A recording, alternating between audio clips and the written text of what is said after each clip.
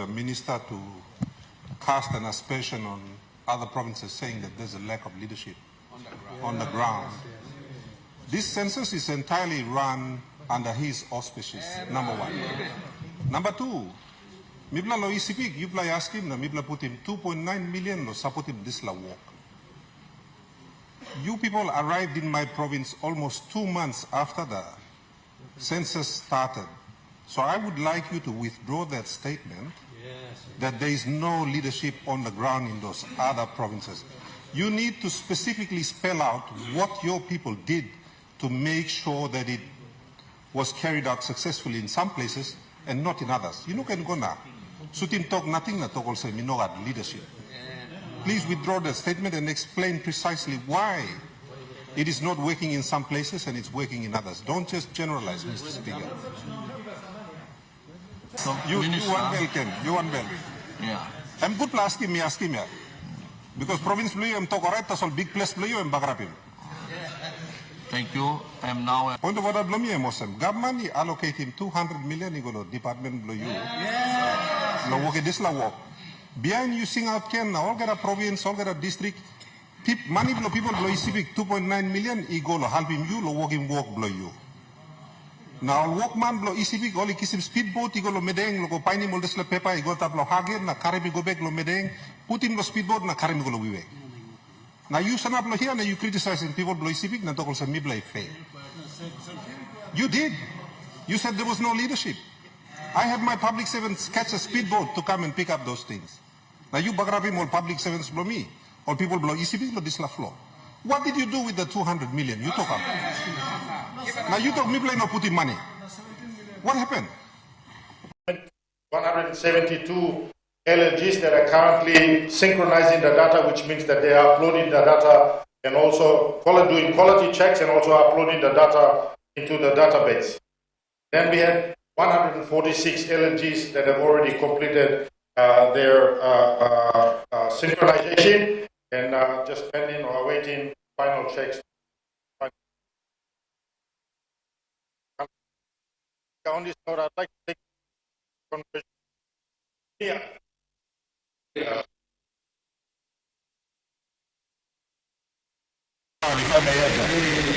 Manus completed their census.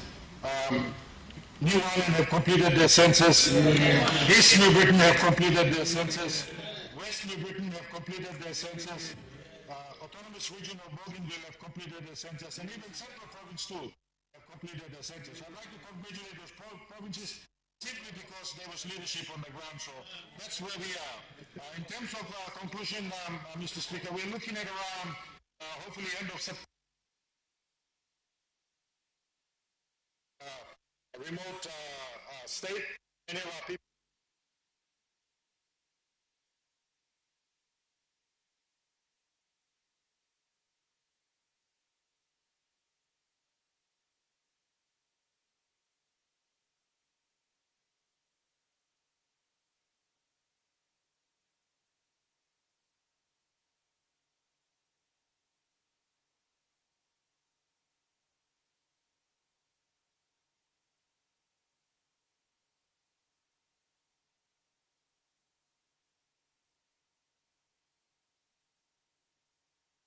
This census is entirely run under his auspices, number one.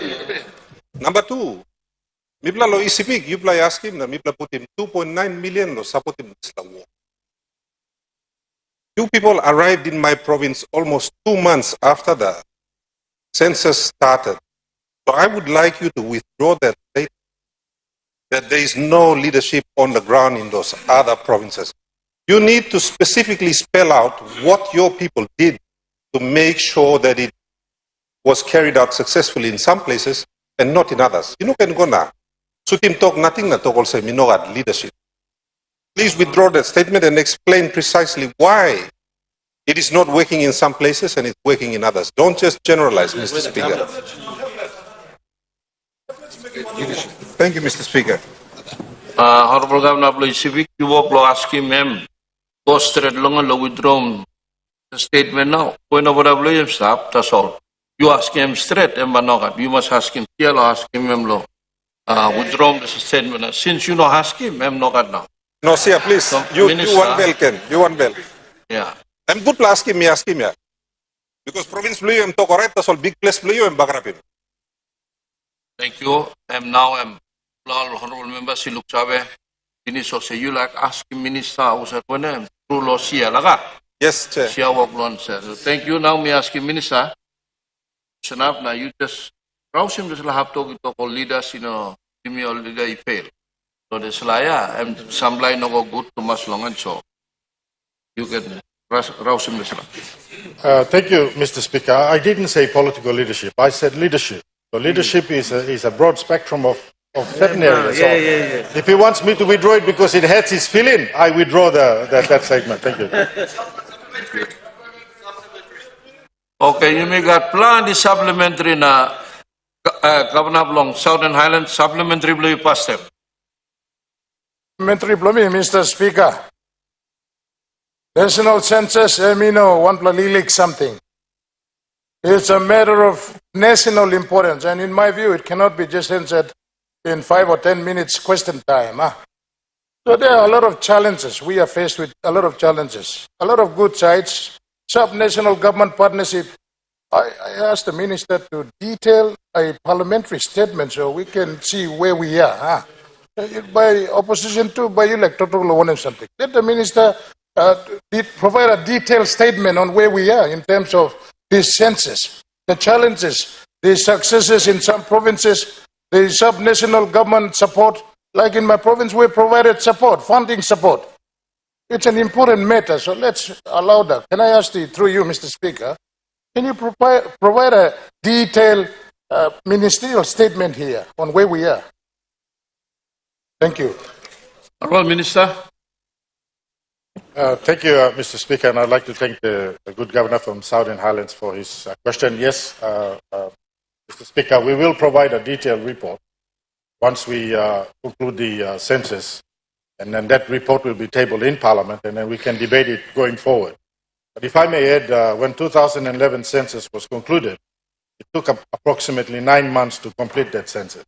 So when we are now in our second month and we are progressing that process, we expect that all leaders, both at the provincial, national level, provides leadership in order for us to conclude this very important event, Mr. Speaker. And as we are progressing through this, we are very confident, Mr. Speaker, that we will complete this event. And now I will provide to this House a very detailed report, even explaining the procurement process that went about to procure the tablets and why we didn't use it in some areas and why we used it in some areas. We'll provide that report for this House, and then we can debate it from there. Thank you, Mr. Speaker. Let me allow him last for supplementary law to ask him. Honorable Member Long. Your query? Thank you, Speaker. My supplementary to the good Minister for Administrative Services relating to the question is twofold. The first question is this, and it's related to his commentary on leadership on the ground. Mr. Speaker, could the good Minister advise the House on what they are doing about the allowances for the very many enumerators who went on foot patrol into the highways and byways, into the mangroves, the bushes, who did all the hard work without tablets, with writing pads and pens, BIC, virus and kilometrics, and burdens on the districts and the provinces to provide that leadership. One allowance, only by making law, looks over by come up law. People blow you me, so go make him big hard work. No ground. Because the people are still waiting for those allowances as I speak.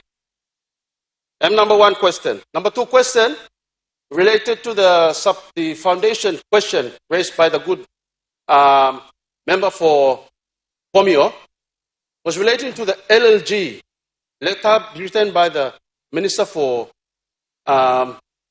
Provincial Local Government Affairs that the LLG elections will have been deferred for the second time or third time this year to first quarter next year, April 2025, because census failed. By implication of that letter, the good minister is alluding that the census has failed. That's why LG election is Surukim Goken. Because of that, does he agree that the minister is... Honorable member, we have a point of order. Honorable member, Blopomio, one point of order, you. Thank you, Mr. Speaker. Togol sem LLC, the national census fail na. Kapan surukim igo next year. Tok kami mina making sa tok. Mitogol sem national census sem igo ye tolsen ol surukim day. Thank you, Mr. Speaker. Honorable member Plohiri Kwairi. Indirectly was implied. Yeah, actually, good speaker. If the honorable member would have read the letter before referring to it, the letter he refers to allude, in fact, insinuates that LLG is going to be moved beyond the powers of Section 299 of the Organic Law on national and local government elections because of the failure of the census. So therefore, Mr. Speaker, can we put to the minister that the census has failed? And because of that failure, LLG elections and the constitutional requirement is going to fail this country again. Yes. Honorable Minister. And I want to thank the good member for Hiri Query for his good question. Firstly, I think when you talk about fail, I think you should ask yourself the question when you fail your VONC motion 5 times.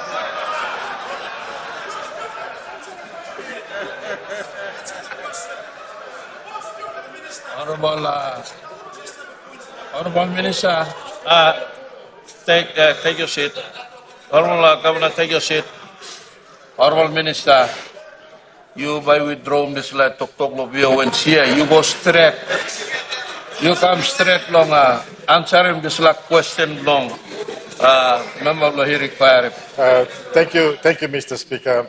I withdraw that. But just to respond to the question, the first one he was asking about leadership, and then let me be specific here with Central.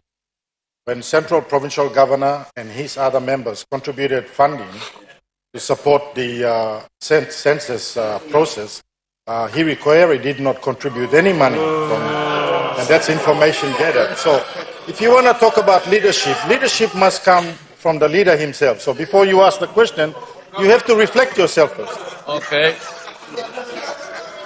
We got another point of order along you. Okay, Governor, you can pass. Mr. Speaker, I'm talking lo monina, me like him clear in this plan. On the order blow me emotion, government allocate him 200 million igolo department blow you. Lo work this la work. Behind you sing out Ken, all get a province, all get a district. Money blow people blow civic 2.9 million igolo help him you, lo work him work blow you. Now all workman blow civic, all kiss him speedboat, igolo medeng, lo go pine him all this la pepa, igota blow hagen, na carry go back lo medeng, put him lo speedboat, na carry go lo wiwek. Now you stand up here, now you criticizing people blow civic, na talk say me blow fail. You did. You said there was no leadership. I had my public servants catch a speedboat to come and pick up those things. Now you bagrabe more public servants blow me. All people blow ECB blow this la floor. What did you do with the 200 million? You talk about. Now you talk me play no putting money. What happened?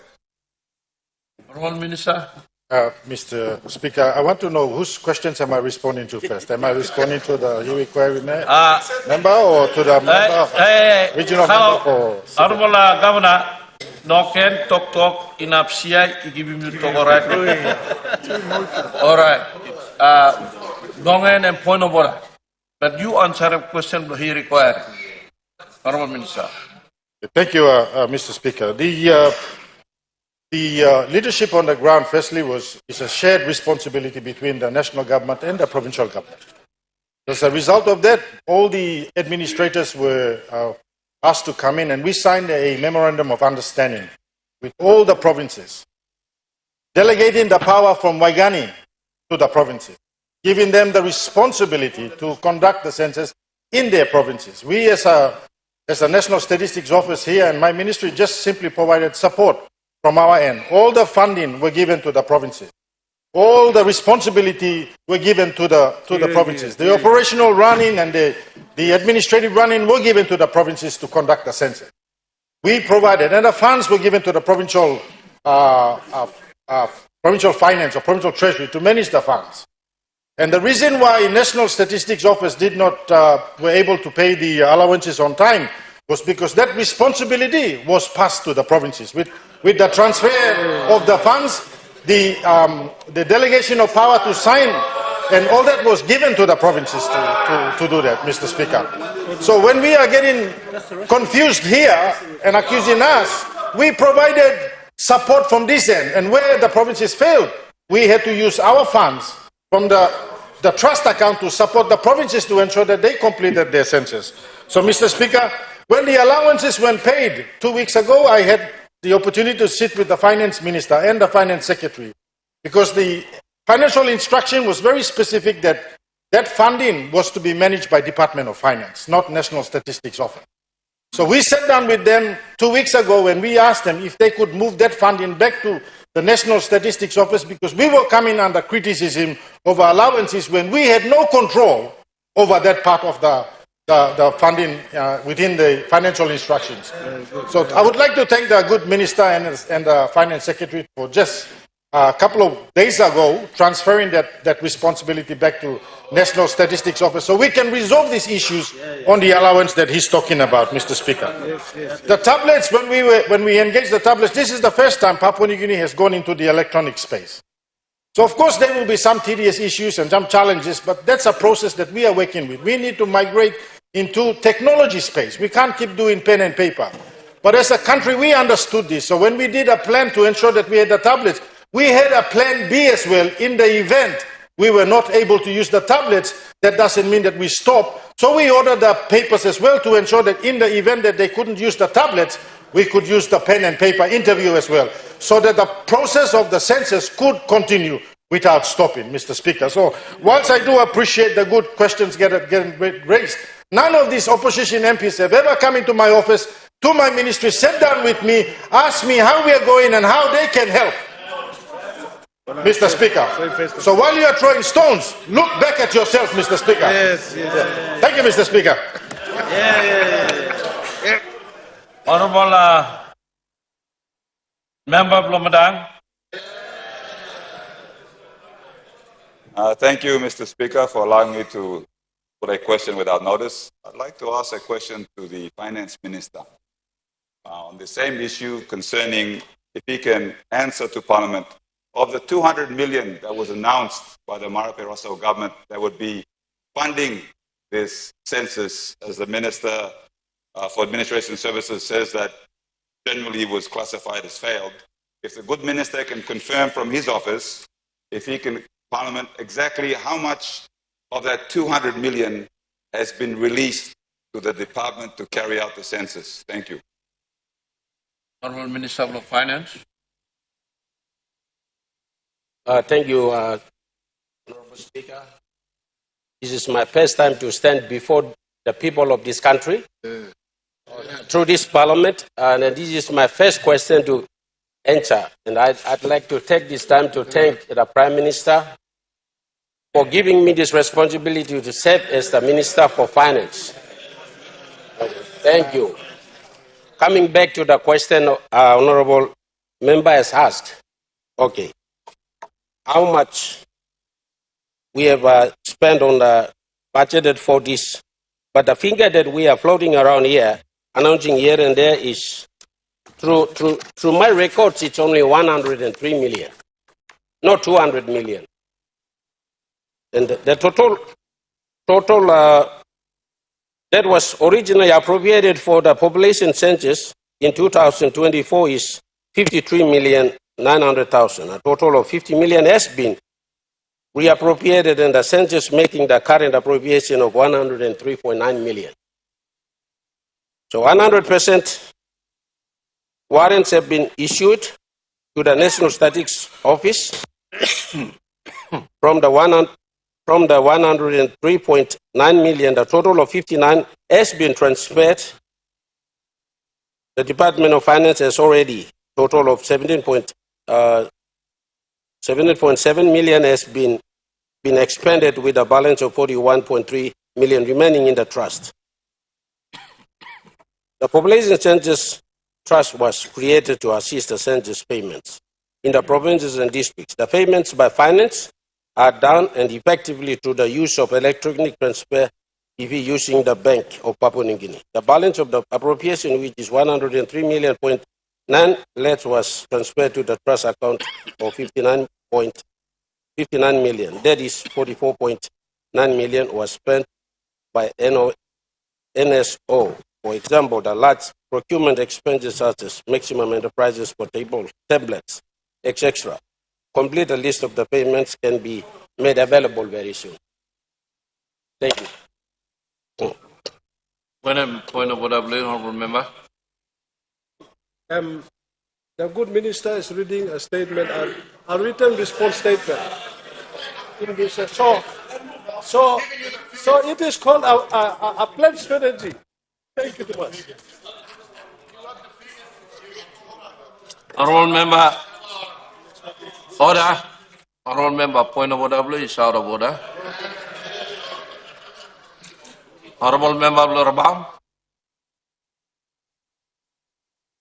Thank you, Mr. Speaker.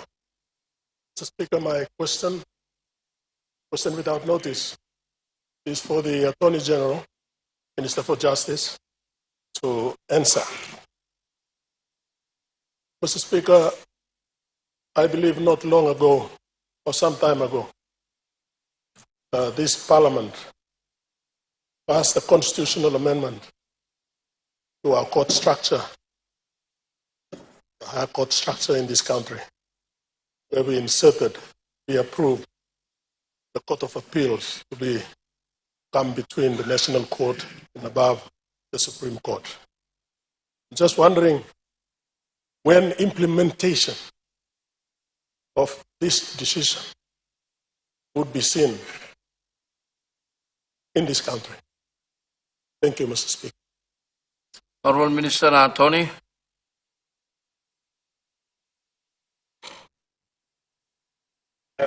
Thank you, Mr. Speaker. I thank the member for about to ask simple but important question for people of Papua New Guinea. And I want to take this opportunity once again to thank the members of Parliament to make a major constitutional amendment for the High Court restructure. The High Court of Appeal will come into effect shortly. But before we do so, there are a number of enabling legislations that we're preparing it, and we have to pass through this Parliament before the Court of Appeal become operational. And the judges and all the team is working on it. And I believe some will come this Parliament sitting if we have time. Some will come next Parliament sitting. And once we get this enabling legislation passed, then it will become operational. Thank you. The Honourable Deputy Opposition Leader. Question without notice goes to the good treasurer. Mr. Speaker, the whole country is aware that we have currency in free fall, the devaluation of the Kina. And this has continued to exacerbate the cost of living crisis. Inflation is still high. The average Papua New Guinean cannot afford the price of tin fish and rice. So my question to the good treasurer is, what is he doing about this devaluation of the Kina? When will it stop? And when will he start to effectively tell the people of Papua New Guinea how he is going to reduce inflation? Thank you, Deputy Speaker. The Honourable Treasurer.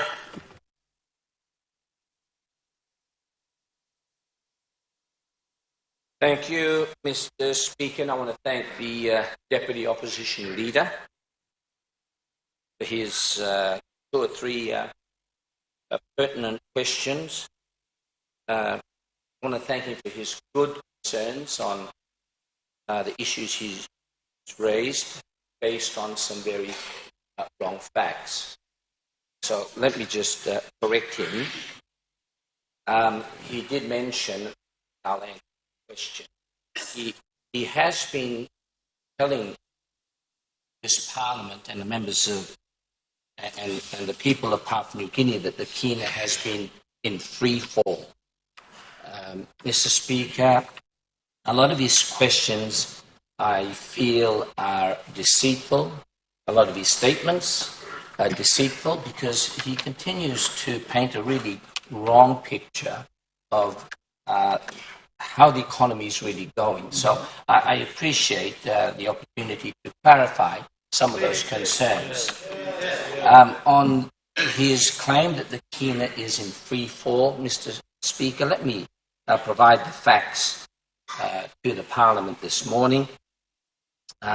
Let's compare the Kina to the Australian dollar, where the bulk of our commerce transacts, and value of the Kina to the US dollar. And I'll use the starting point as April. That's a good starting point because that's the time the IMF program started and when there was a controlled depreciation, not devaluation of Kina to deal with our foreign exchange issue that he's asked us. So starting from April 2023, Mr. Speaker, the value of the Australian dollar to the Kina was 0.4296. That was the exchange rate. As of 1st of September this year, it's dropped to 0.3773 exchange rate. That's a drop of 12.2%, Mr. Speaker. A fall of 12.2%. For the US dollar, at April 2023, the exchange rate was 0.2840, and now nearly 18 or 17 months later, it sits at 0.2568, a drop of 9.6%. So, Mr. Speaker, the Kina is not in free fall. Mr. Speaker, the Kina is being treated as part of a two-pronged approach to deal with our foreign exchange problem. So I wanted to clear that. What plans have we got to stop the depreciation of Kina? Again, Mr. Speaker, it's a good concern, but it's just a wrong question. The Kina is not devaluing, Mr. Speaker. The Kina is depreciating. Mr. Speaker, there is a difference, and perhaps we could sit back, learn something this morning. Mr. Speaker, the Kina, when we talk about a devaluation, Mr. Speaker, Treasurer, we have a point of order. Member for Masere, what's your point of order? Thank you, Mr. Speaker. I'd just like to, point of order is in relation to the statement made by the good Treasurer. When you devalue something, it loses value. When you depreciate something, it loses value. They're the same. So to avoid any confusion of our people out there, his earlier statement to say devaluation, I know they're in with economic terms, they use them for different meanings. But for ordinary people out there, devaluation and depreciation, meaning losing value. Thank you. Honourable Member for Masere, I think the Minister is still on his explanation on the question, so I'll allow the Minister to continue. Speaker, if I could just correct my good friend, the newly welcome back member for Madang. There is a distinct difference between devaluation and depreciation, Mr. Speaker. A devaluation is a formal decision made by the central bank where the value of the Kina will sit at a specific exchange rate. The depreciation is a strategy, Mr. Speaker, set by the central bank, supported by government, where the value of the Kina will drop and then will increase, Mr. Speaker. That's the point of difference. If we care to listen, Mr. Speaker. So what plans do we have? Mr. Speaker, they've asked a question. They should allow me to try and answer it. Honorable Treasurer, we have a point of order. Try to interject. We have a point of order. Question that one. Deputy Speaker, the good Treasurer is chasing his tail. When he's talking about the drop in the value, and he's just using semantics to color up the definition, the depreciation of the Kina, Deputy Speaker, will cause a rise in prices. This is what's affecting Papua New Guineans. So we want to know what he's going to do about it. Thank you, Deputy Speaker. Honorable Deputy Opposition Leader, you have asked a question, and I think the Treasurer have already taken on that. I think Honorable Opposition members, I would ask you to make your chair's noise a bit down, so let the Treasurer explain to us. This is a very important question, and we would like to see the Treasurer answer this question for the public consumption. Thank you. Thank you, Mr. Deputy Speaker. So, in relation, if I can now try to answer the question, what plans do we have to address the high cost of living? What plans do we have to address foreign exchange problems, stop the depreciating? Mr. Speaker, can I just say that at this point in time, I want to put the question in context. There has never been any government, 49 years since independence, put forward a plan to deal with our foreign exchange. This government, for the first time, Mr. Speaker, is addressing that. The same as we addressed the debt issues, which was a concern when we took over office, when we responded with a 13-year budget repair plan, endorsed by all of our international partners and endorsed by our bilateral partners. We are doing the same with foreign exchange. So, Mr. Speaker, we have a two-pronged approach. We have a short-term plan and we have a long-term plan. Our short-term plan, Mr. Speaker, is a 50-step pathway that is to be implemented by the central bank and with technical support provided by IMF. I'm happy to go into greater detail on that, and if the member wishes to provide me a query on that, I'm prepared to give him a very detailed report. The long-term plan, Mr. Speaker, which we hope to announce shortly after endorsement from both the IMF and World Bank, is one that falls under fiscal reforms or microeconomic reforms, and that is one to grow the economy. So, Mr. Speaker, firstly on our short-term plan, what we're trying to do, Mr. Speaker, is deal with a very simple problem. It's a very simple problem that has a very complex solution. And that is, when we have a problem that we're facing today, it's a supply and demand issue. It's a supply and demand issue. The problem, Mr. Speaker, today is that we don't have enough supply of foreign exchange to meet demand. So the clear solution is increase supply or reduce demand. Yeah. So in our short-term problem, we're dealing with the demand side, and what we're doing, Mr. Speaker, is we're entering into what's called a crawling peg strategy to depreciate the value of the Kina, over a short-term period, Mr. Speaker, so that it will encourage foreign direct investment back into Papua New Guinea. Yeah? The reason, Mr. Speaker, why foreign direct investment does not come into PNG is because there is justified belief that the Kina is overvalued compared to a basket of currencies and overvalued to the US dollar. At this time, as I stand here, the assessments by the IMF is that Kina is overvalued by around 16%.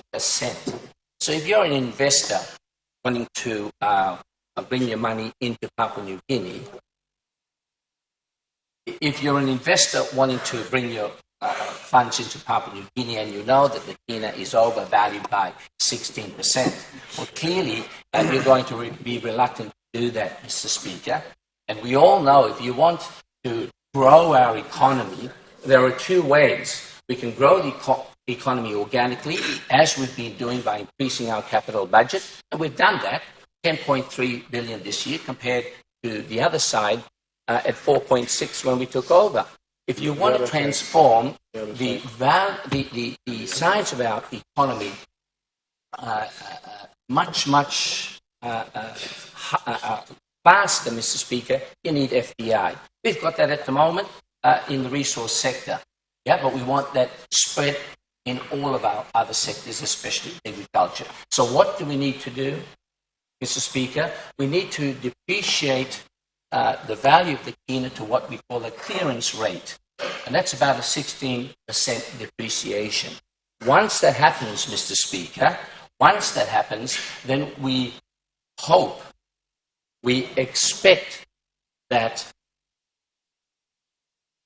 foreign direct investment will come back in. And Mr. Speaker, there are some positive signs already, if I can share with members of Parliament. There are some positive signs already of increased foreign direct investment coming into PNG. If we look at the amount of monies or US dollars that came in when this program started in Q2 2023, in April 2023, there was about 1.23 billion US dollars coming in for that quarter. If you move it forward to July of this year, that increased to about 1.49, Mr. Speaker, billion US per quarter. That's about a 23% increase in new money coming in to Papua New Guinea. It seems like our program is working, Mr. Speaker. It seems like our program is working.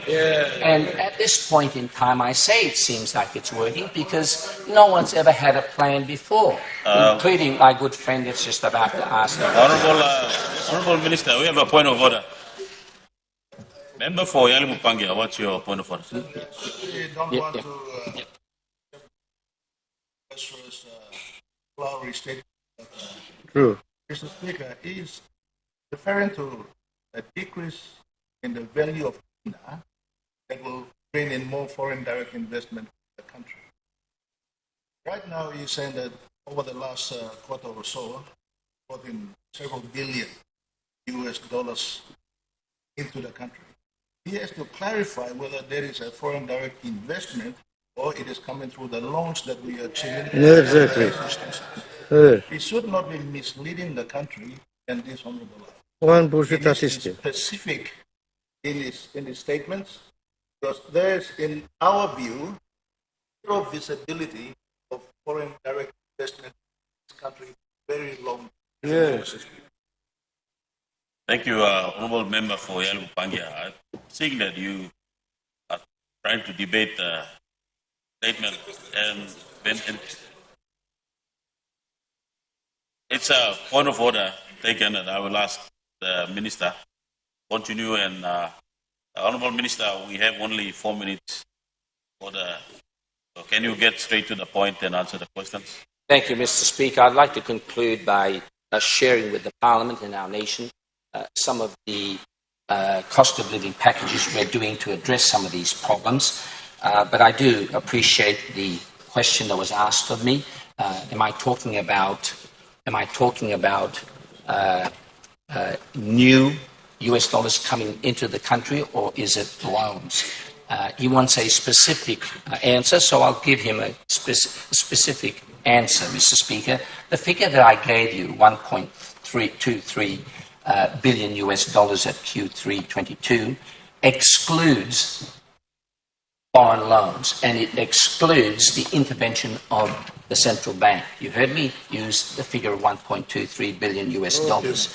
If you included the intervention of the central bank, which may include some loans, the figure would be 1.54 billion US dollars. That's in Q3 2023. If you take it all the way up until July of 2024, that figure would have increased to 1.93 billion US dollars, an increase now of 25%, not the 23% figure that I had used. Finally, Mr. Speaker, let me conclude, Mr. Speaker, by saying that with this program of trying to fix our foreign exchange problem, which will have some short-term pain, but some very, very long-term gains, Mr. Speaker, what have we done to try and alleviate or cushion some of the pressures on our people in this country? Can I remind members of this House, in the last 2 years, including this as the third year, we have introduced the largest cost of living budget to assist our people.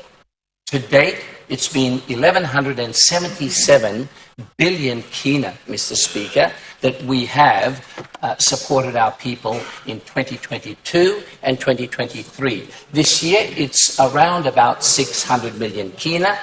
That's the 140 million Kina that we had used to pay for project fees that covers over 7,500 families. And as well as that, Mr. Speaker, we had made permanent a reduction in the taxes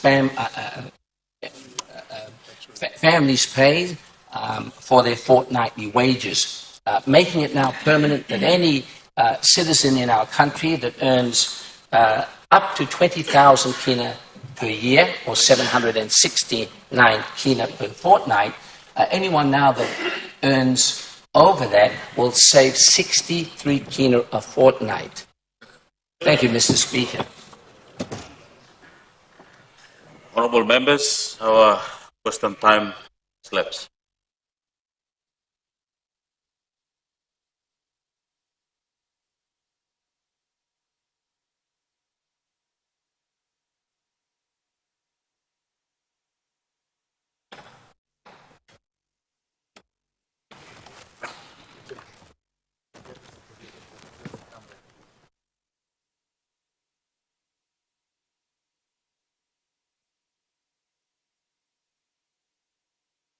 I present one of the report of the Auditor General of Papua New Guinea on the public accounts of Papua New Guinea for the year 2018.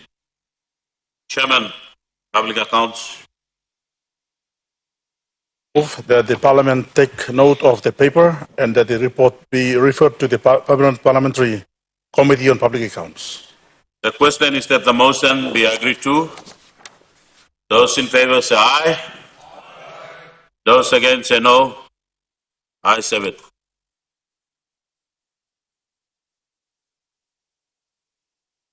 Honourable members, pursuant to statutes, I present the report of the Auditor General of Papua New Guinea on the compliance of audit of Namatanai District, District Service Improvement Program, District Support Program, Log Export Development Levy and Public Investment Program for the year 2016 to 2020. Chairman of Public Accounts Committee. Mr. Speaker, I move that the Parliament take note of the paper and that the report to be referred to the Permanent Parliamentary Committee on Public Accounts. The question is that the motion be agreed to. Those in favour say aye. Those against say no. Ayes have it.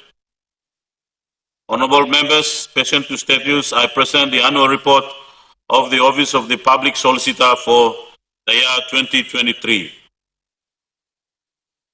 Leader of Government Business. Mr. Speaker, I move that Parliament take note of the paper and debate be adjourned and made an order of day of a subsequent seating. Speaker. The question is that the motion be agreed to. Those in favor say aye. Aye. Those against say no. Ayes have it.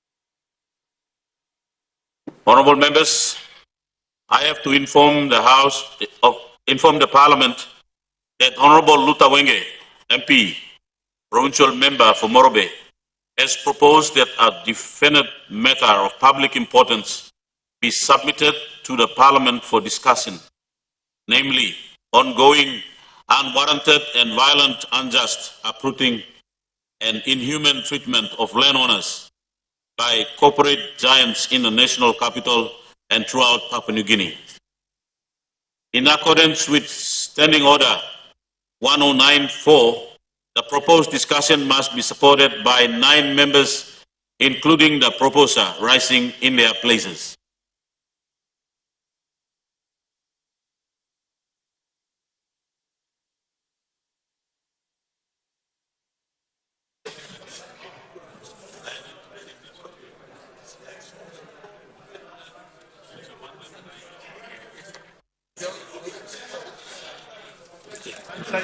Online side processing. Online side processing. Yes.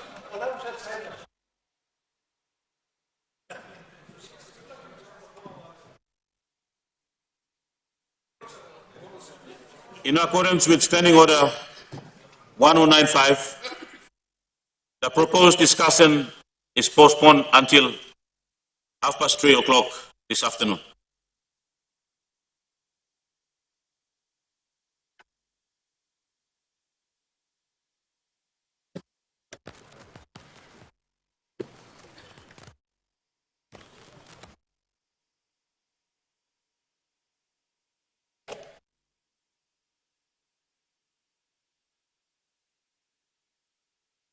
Honourable members, I now suspend Parliament for lunch until 2 p.m.